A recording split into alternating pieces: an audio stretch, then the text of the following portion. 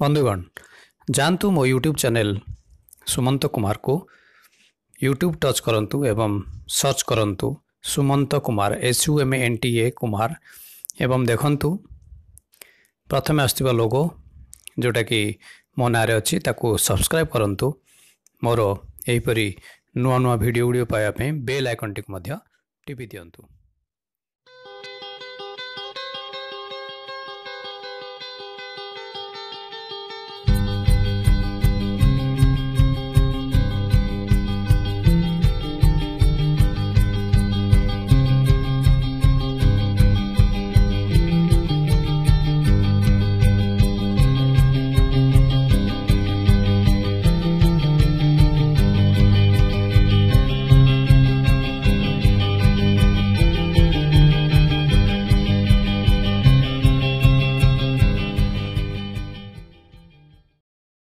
हाँ बंधुगण आपण के लक्ष्य करछंती जो जंत्र रे दिग निर्णय करा जाए से जंत्र उपरे गोटे कुकुड़ार चिन्ह थाए कई कहि परिबे कोन पे चिन्ह थाए चलंतु एई मजादार गपटी आज सुनिबा।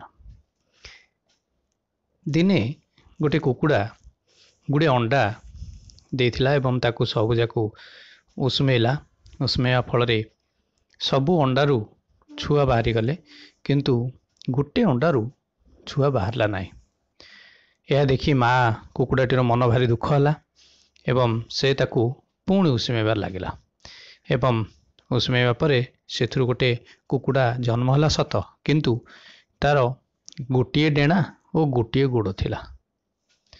विडंबना यह जे सही कुकुड़ाटी अन्य कुकुड़ा मान सहित न मिसी से सब अलग रहा चेष्टा करुला।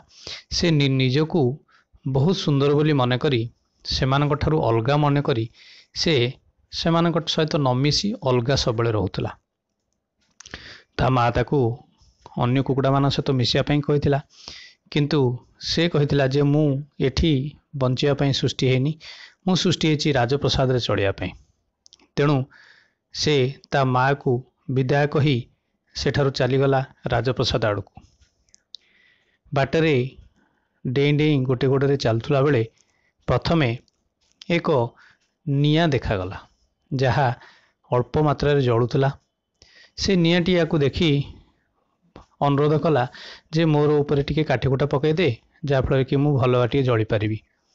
किंतु कुकुड़ा तो तार गर्वरे चूर से कहला ना मु राजप्रसाद को जाऊँगी मोर पाखरे समय नहीं तो ऊपर काठीकुटा पकईया कही से पुणी आगू बढ़ीगला। तापरे आसिला गोटे झरणा जहाँकि काठीकुटा द्वारा आबद्ध हो रही एवं भल भाव तार जलर प्रवाह नथिला तेणु से अनुरोध कला जे टिके काठीकुटा मो उपरू काढ़ीदेले मु टिके भल भाव बही पारती। किंतु कुकुड़ा से उत्तर मोर समय नहीं कही से आगू चलीगला।